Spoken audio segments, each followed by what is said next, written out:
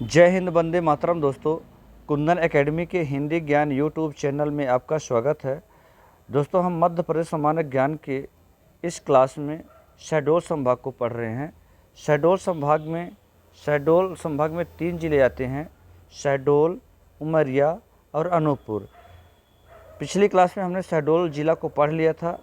आज की क्लास में उमरिया ज़िला को पढ़ने जा रहे हैं और फिर अगली वीडियो में हम अनूपपुर ज़िला को पढ़ेंगे। दोस्तों, हमारे पढ़ने का क्रम क्या है? सबसे पहले उन संभागों को पढ़ रहे हैं जिस संभाग में सबसे कम ज़िले आते हैं। तो मध्य प्रदेश में 3 संभाग ऐसे हैं जिनमें 3 ही ज़िले आते हैं: चंबल, नर्मदापुरम और शहडोल। तो चंबल और नर्मदापुरम संभाग को पहले पढ़ लिया गया है। तो आता है दोस्तों, यदि आप पहली बार देख रहे हैं वीडियो को, तो इससे पिछली वीडियो को ज़रूर देखेंगे। आपको बहुत सारे फैक्ट्स आपको मिलेंगे।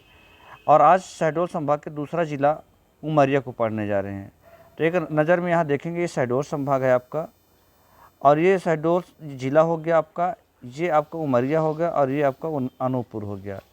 यहाँ मैप में आगे हम दिखाएंगे आपको।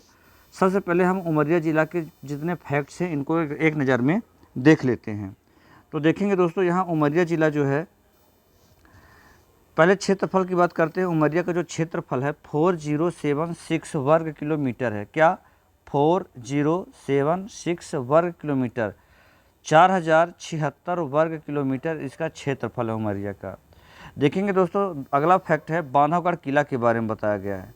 जैसा कि आपने पढ़ा होगा, उमरिया ज़िला में बांधवगढ़ राष्ट्रीय उद्यान भी है।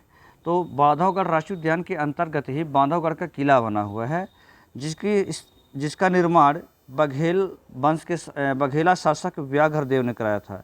देखेंगे, बघेल वंश के शासक जो संस्थापक थे वो व्याघ्रदेव थे। इन्होंने 14वीं शताब्दी में इस किले का निर्माण करवाया था। किस किले का? बांधवगढ़ किला का निर्माण 14वीं शताब्दी में बघेल वंश के शासक व्याघ्रदेव ने करवाया था। आगे देखेंगे दोस्तों, अगला फैक्ट है 1998 में शहडोल से अलग करके उमरिया को ज़िला बनाया गया। याद रखेंगे, जो उमरिया ज़िला है ये शहडोल से ही अलग हुआ था।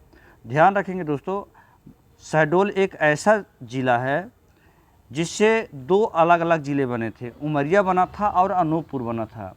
आगे मैं आपको डिटेल से बताऊंगा ही, क्योंकि मैंने जब शहडोल पढ़ाया था, शहडोल की वीडियो में आप देखिएगा कि उसमें बताया गया है कि कब जो है तो उमरिया बना है और कब अनूपपुर ज़िला बना है। तो इस प्रकार से देखेंगे, 1998 में उमरिया को शहडोल से अलग किया गया था। अतः नया ज़िला उमरिया बना शहडोल से अलग होकर।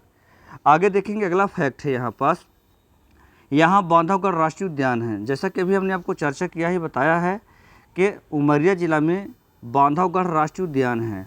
देखेंगे, बांधवगढ़ राष्ट्रीय उद्यान बहुत ही महत्वपूर्ण है। क्यों महत्वपूर्ण है दोस्तों? क्योंकि ये राष्ट्रीय उद्यान 32 पहाड़ियों से घिरा हुआ है। महत्वपूर्ण इसलिए भी है कि एकमात्र राष्ट्रीय उद्यान है मध्य प्रदेश का जहां सफ़ेद शेर पाए जाते हैं, बांधवगढ़ राष्ट्रीय उद्यान में। दूसरी बात महत्वपूर्ण ये है दोस्तों यहाँ कि मध्य प्रदेश का एकमात्र राष्ट्रीय उद्यान है जहां बाघों का सर्वाधिक घनत्व पाया जाता है।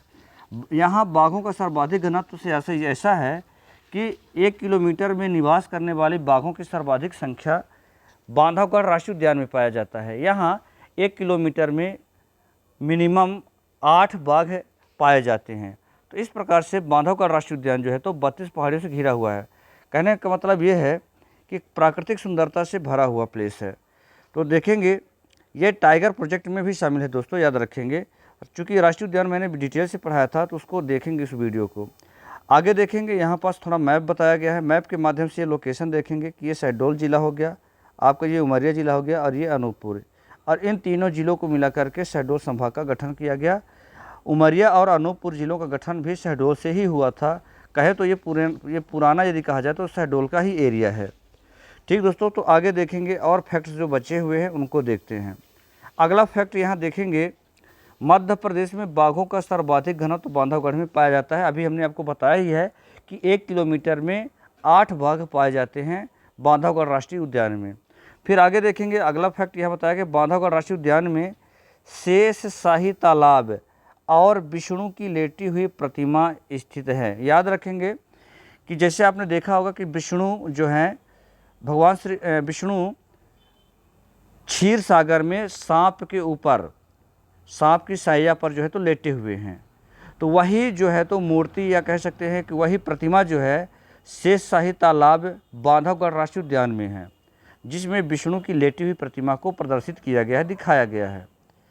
तो ये महत्वपूर्ण है दोस्तों कि शेषशाही तालाब और विष्णु की लेटी हुई प्रतिमा कहाँ है, बांधवगढ़ राष्ट्रीय उद्यान में है। अगला फैक्ट देखेंगे लक्ष्मी नारायण मंदिर। लक्ष्मी नारायण मंदिर यहाँ का प्रमुख दर्शनीय स्थल है या प्रमुख मंदिर है यहाँ। इसे लोधी राजपूतों ने नर्मदा नदी के तट पर बनवाया था।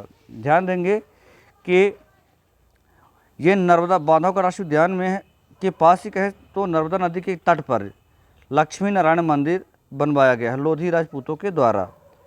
अगला फैक्ट यहाँ देखेंगे, यहाँ बताया गया है कि चांदिया में कालिका मंदिर है।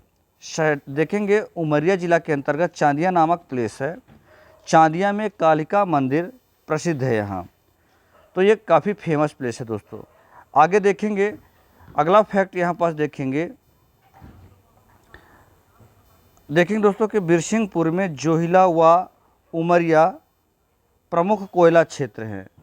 देखेंगे उमरिया ज़िला में 3 प्लेस हैं, क्या, बिरसिंहपुर, जोहिला और उमरिया, ये प्रमुख कोयला क्षेत्र हैं। याद रखेंगे कि जो बिरसिंहपुर है, आगे यहाँ फैक्ट दिया भी हुआ है, बिरसिंहपुर में संजय गांधी ताप विद्युत केंद्र स्थापित किया गया है।